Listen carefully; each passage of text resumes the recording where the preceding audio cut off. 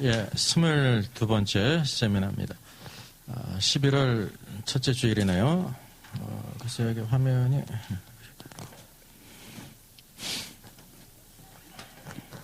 한 주간이 빨리빨리 지나갑니다. 이제 계시록 온 거는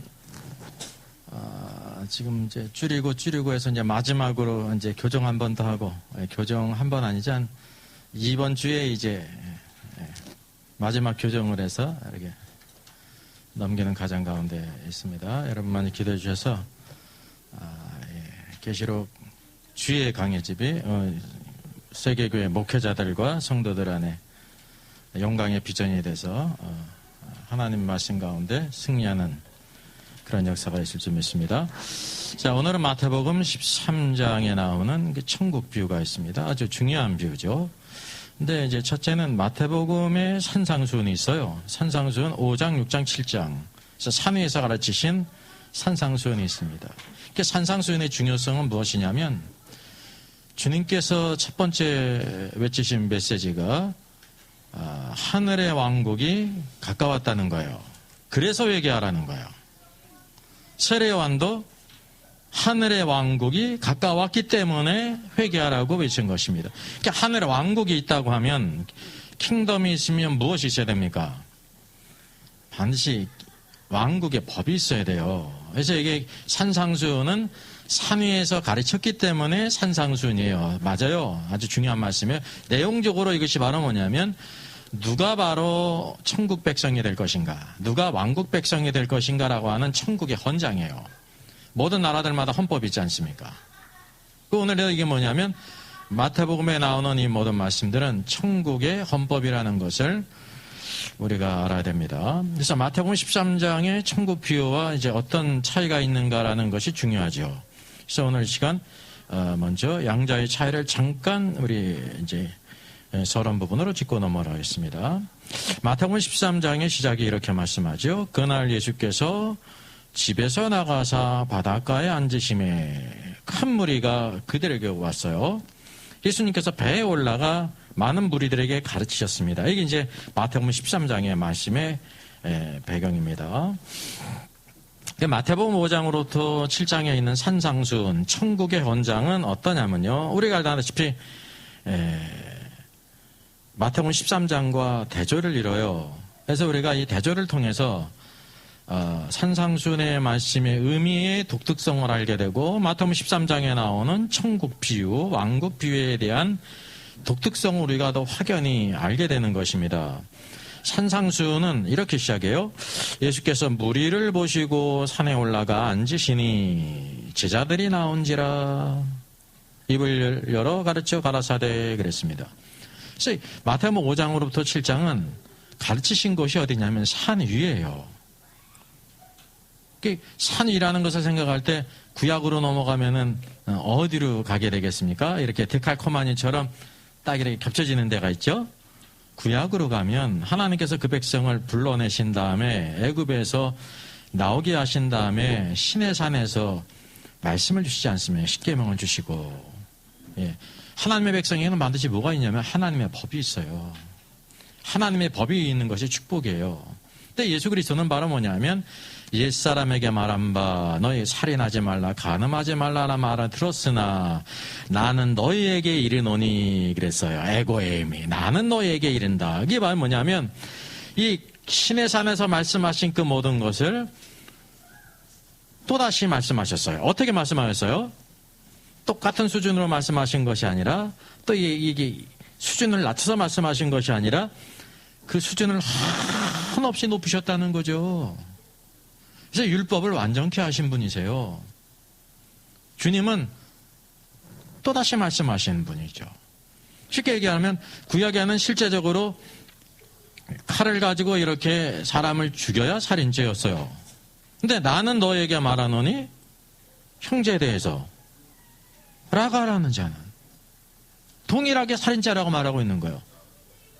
그러니까 이 천국의 법은요, 우리가 아는 것처럼 은혜로 구원받았는데, 은혜로 구원받은 다음에 오늘도 우리를 어디로 인도하시냐면 그분의 왕국 다스림으로 인도하는 것입니다. 왕국을 할 때 가장 높은 법을 주셨다는 사실을 우리가 기억을 해야 됩니다. 그래서 이게 산 위에서 주신 말, 가장 높은 말씀. 그래서 오늘도 우리 모든 성도들의 삶의 목표가 천국의 헌법이 있어요. 천국의 헌법을 따라 살아갈 수 있는 사람이 되어야 된다는 거죠. 그래서 이 산상수는 그러면 누구에게 말씀하셨느냐? 분명히 보니까 무리를 보시고 산에 올라가셨잖아요. 의도적으로 주님께서 산에 올라가셨어요. 이 말씀은 높은 말씀이기 때문에 산 위에서 증거하셨습니다. 그래서 구약에는 신의 산에서 말씀하셨는데 신약에서는 바로 산 위에서 말씀하셔서 천국의 현장을 선포하셨다는 거죠. 그러면 산상수훈은 무리들에게 말씀하셨습니까? 제자들에게 말씀하셨습니까? 여기 보니까 제자들에게 말씀하셨다 그랬어요. 근데 누가 있다는 걸 우리가 알아야 되냐면 무리들이 있는데 말씀의 대상은 누구냐면 제자들이라는 거예요. 그걸 우리가 기억해야 된다는 거죠. 그래서 오늘도 마태복음의 중심 주제는 뭐냐면 신자가 되는 것이 아니라 이미 신자가 됐어요. 예수 그리스도를 믿는 자들은. 신자의 삶의 목표는 제자가 되는 거예요. 제자는 뭐냐면 왕이신 그리스도를 따르는 왕국 백성이 되어야 된다는 거죠. 그래서 차원이 더 높다는 것을 알아야 됩니다. 이와 반면에 마태복음 13장은 바닷가에서 말씀하셨습니다. 바다. 그리고 여기에 큰 무리가 남았잖아요. 그날 예수께서 집에서 나가사 바닷가에 앉으시매라고 했습니다. 바닷가에서 가르치셨습니다. 바닷가는 우리가 알다시피 휴양하는 곳이고 쉬고 그러는 것 아닙니까? 그래서 이 바닷가라는 것은 산과 대조적이지 않습니까? 그리고 여기 보니까 누가 왔어요? 큰 무리가 그에게로 모여들었다라고 말씀하고 있습니다. 산상수훈은 큰 무리가 있었지만 누구에게 말씀하셨냐면 제자들에게 말씀하신 거예요. 그와 반면에 마태복음 13장은 큰 무리가 주님께로 오시게 될 때 주께서 이제 배에 올라가 앉으시면서 그 많은 무리들에게 가르치신 말씀이라고 하는 사실이죠. 그래서 예수께서 비유로 말씀하셨어요. 여러분 산상수훈과 마태복음 13장의 천국 비유는 차이가 있습니다. 마태복음 13장은 다 비유로 말씀하셨다는 거죠. 그래서 이 비유의 특징을 우리가 알 필요가 있습니다.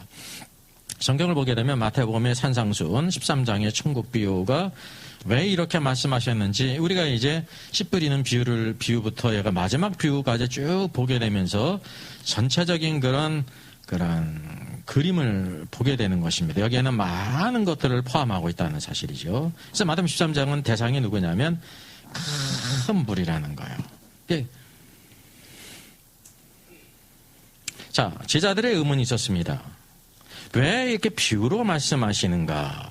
예수님께서 그들에게 비유로 말씀하셨어요. 그랬더니 천국의 비밀을 아는 것이 너희에게는 허락됐지만 그들에게는 아니라라고 말씀하고 있어요.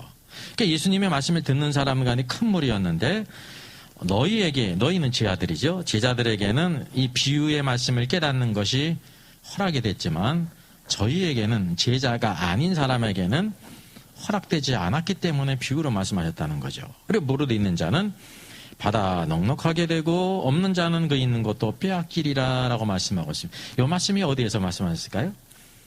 마태복음 25장을 보게 되면 달란트 비유에서요. 한 달란트 맡은 자는 어떻게 됐습니까? 그 있는 것도 빼앗기지 않습니까?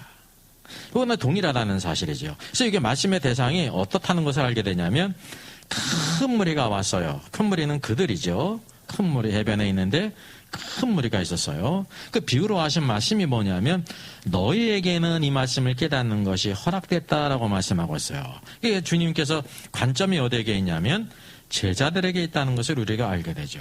이제 비유로 하신 말씀이 너무나도 중요하다는 사실이에요. 왜냐하면 마태복음 14장에 나오는 모든 말씀들이 비유 아닙니까? 그래서 비유의 말씀은 그만큼 그것이 깊다고 하는 사실이죠. 자, 선지자 이사야가 바로 이것을 예언했습니다. 예수님께서 이것을 이제 인용하시지 않습니까? 내가 그들에게 비유로 말하는 것은 그들이 보아도 보지 못하며 들어도 듣지 못하며 깨닫지 못함이니라 그랬습니다. 이게 누구예요? 제자가 아닌 다른 큰 무리들. 그 큰 무리는 특징이 바로 뭐냐면 에워싸 미는 사람들이에요. 둘러선 사람들. 그 가운데 누가 있냐면은 제자들 있죠. 주님을 따르는 사람. 에워싸 이리저리 에워싸 밀며 다니는 사람들이 있고 주님을 따르는 사람이 있어요. 주님을 따르는 제자들이 있다는 거죠.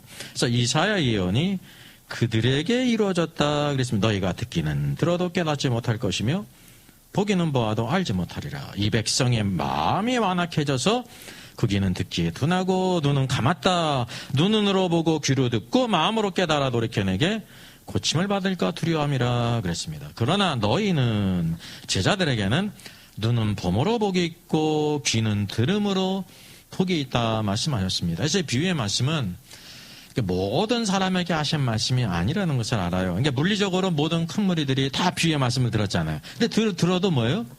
깨닫지를 못한다는 거예요. 그런데 제자들, 너희들은 허락이 됐다는 거죠. 그 말씀을 깨닫는 사실이에요. 그래서 오늘도 우리가 이 비유의 말씀이라는 것을 깊이 생각할 필요가 있습니다. 이사야 선지자 예언이 예수 그리스도께서 인용하시면서 오늘도 동일하게 그 말씀을 물리적으로 들을지라도 그때 딱 깨닫는 것이 아니라는 거죠. 그게 누가 있냐면 본질적으로 주님이 삶의 목표로 주님을 따르는 제자들이 있고 제자들에게는 허락했지만 제자가 아닌 사람에게는 그 말씀이 허락되지 않았다는 거예요.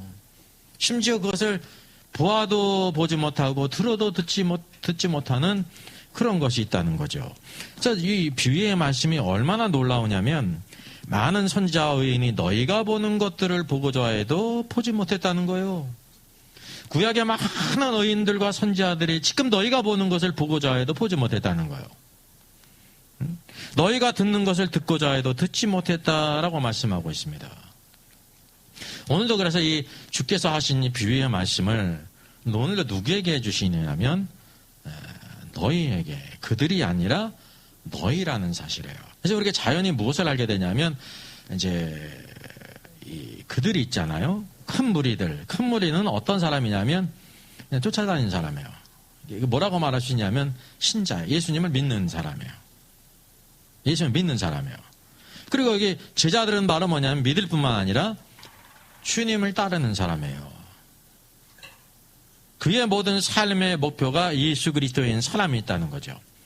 예수님께서 부활하시고 승천하시기 전에 마태복음을 보게 되면 뭐를 삼으라고 그랬어요? 신자 삼으라라고 하신 것이 아니라 모든 족속으로 제자 삼으라 그랬거든요. 목표가 바로 뭐냐면 제자예요, 제자. 예?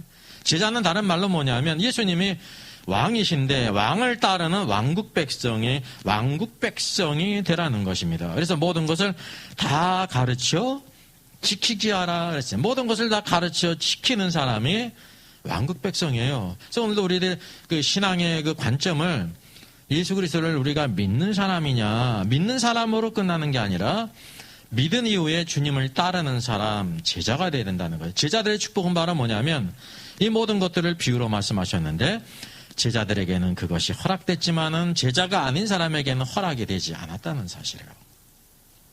그게 하나님의 말씀의 비밀이에요. 똑같이 들었는데 어떤 사람에게 허락이 되고 어떤 사람에게는 이게 가려웠다고 하는 거죠. 보기는 보아도 보지 못하고 듣기는 들어도 듣지 못하는 것들이 있다는 사실이에요. 하나님의 말씀이 어떻다는 것을 알게 되냐면 귀하다는 사실입니다. 오늘 흔히 우리가 주님께서 은혜로 주시기 때문에 모든 것들을 값없이 주셨기 때문에 값싼 것으로 여길 수가 있어요. 그렇지가 않아요. 80년대에 제가요. 그때 동아일보를 봤어요. 신문 광고 밑에 있는데 조선호텔 무슨 그 볼룸에서 세미나를 한다고 그러더라고요. 그게 어떤 세미나냐면 계룡산에서 수십 년을 돌을 닦다가 죽지 않고 영생하는 법을 발견했다는 거야. 그래가지고 세미나를 하는데 참석자는 참석회비가 1억 원이에요. 신문 광고에 그렇게 난 거예요.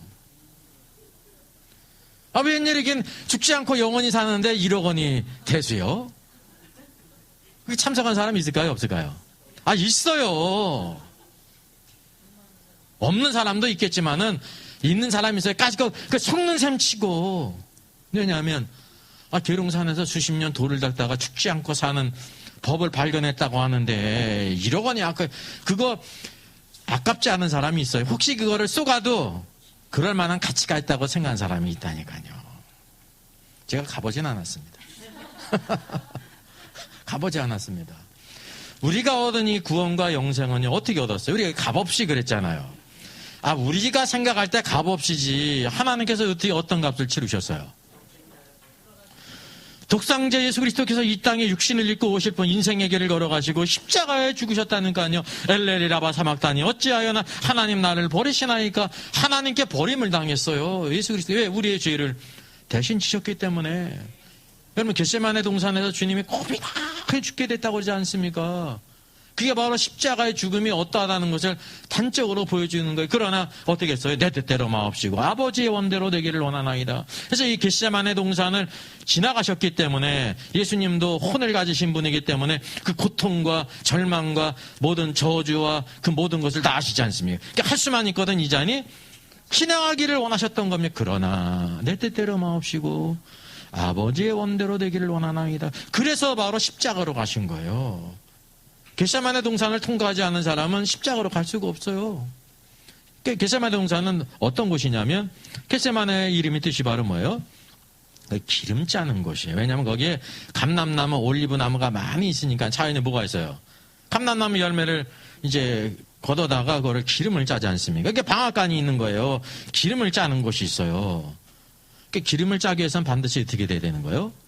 이 감람나무가 그냥 그대로 있으면서 기름을 짤 수가 없어요. 완전히 다 으깨져야 기름이 나오는 것처럼 예수 그리스도께서 오늘도 아버지의 뜻이 이렇게 주님을 통해서 나오기 위해서 어떻게 해야 됐습니까? 예수님의 혼이, 예수님의 생각이, 뜻이 깨어져야 된다는 거예요. 깨어지니까 어떻게 했어요? 내 뜻대로 마옵시고 아버지의 원, 아버지의 원이 영의 생각이잖아요. 그 영의 생각은 반드시 무엇을 거쳐가냐면 십자가를 거쳐가거든요. 십자가가 없이 영광이 없습니다. 예수님께서 완전히 감람나무의 열매가 으깨져서 기름이 흘러나오듯이 예수님의 혼, 생각과 모든 감정과 의지가 완전히 깨어지게 될 때 그 안에 뭐가 있어요? 기름이 있잖아요. 기름이신 하나님의 뜻이 이렇게 흘러나와서 순종을 했다는 것입니다. 오늘도 신앙생활에 중요한 것이 어떻게 우리가 성령의 뜻을 따라 순종할 수 있냐면 내 생각과 감정이 깨어지지 않으면 순종할 수가 없는 겁니다. 제가 영의 비밀을 말씀드렸잖아요. 우리가 예수 그리스도를 믿을 때 성령이 우리 안에 거주하시잖아요. 성령이. 그래서 우리가 하나님의 생명이 있기 때문에 하나님의 자녀예요. 이름만 하나님의 자녀가 아니에요. 우리 안에 뭐가 계셔요? 하나님의 생명 성령님이 계시다니까요. 근데 성령님이 이렇게 계시는데 성령님이 계시다는 거는 우리 영 안에 계신 거예요. 그래서 우리 영이 구원받은 거예요. 우리가 구원받았다고 말할 때는 성령이 우리 영 안에 계시기 때문에 영이 구원받은 거예요. 만약에 성령이 우리 죽어질 몸에 혹시 있다고 하면은 죽어질 몸이 안 죽어야 되지 않습니까? 그죠? 근데 우리 다 죽잖아요. 죄의 값은 사망이니 다 죽지 않습니까? 영이 구원받았다는 거예요. 영이 구원받았어요. 그럼 우리 신앙생활의 과정은 바로 뭐냐면 이 영이 이렇게 흘러나와야 된다는 거죠. 아버지의 뜻대로 살아가야 되는데 이 몸이 누구의 말을 들어요? 영의 말을 듣는 게 아니라 혼의 말을 듣는 게. 이게 정상입니다. 혼, 그 모든 사람의 생각을 따라 움직이지. 아, 내가 오늘 세미나에 참석해야 되겠다, 예배 드려야 되겠다, 그래서 이렇게 온 거지. 나는 갈 생각이 없는데 영이 막 아니 가야 돼 그래가지고 억지로 온 사람이 있어요? 그런 사람은 절대 없어요. 그래서 가장 중요한 것이 인격적인 문제는 혼의 문제인데 내 생각이 이렇게 깨어져야 아, 내가 오늘 일주일에 한 번 하나 예배드리고 세미나에 참석하는데 하루를 시작하면서 내가 기도하고 말씀을 보고 시작을 해야지. 피곤해도 이게 생각이 깨어지지 않으면 순종할 수가 없는 것입니다. 그것이 삶 속에 훈련이 돼야 된다는 거예요. 훈련이 돼야 돼요. 그래서 오늘도 여기 말씀하신 그 모든 것은 뭐에 관한 것이냐면 천국의 비밀들을 이렇게 말씀하셨지만 모든 무리들에게 말씀하셨지만 모든 사람들이 깨닫는 것이 아니라는 사실이죠. 이게 영적인 비밀입니다. 누가 있기 때문에? 오직 제자들. 예수 그리스도가 나의 삶의 주인인 것입니다. 그분의 왕이시기 때문에 그분을 섬기는 사람들, 그를 따르는 자들에게 그의 모든 비밀을 깨닫게 하셨다는 사실이에요. 이게 오늘 이 시대에 하나님의 은혜를 누가 누리는가? 모든 사람이 누리는 게 아니에요. 뭐에 따라서 다르냐면 그 사람이 어떤 상태에 있는가에 따라서 달라진다는 사실이죠. 그래서 마태복음 13장은 모두 다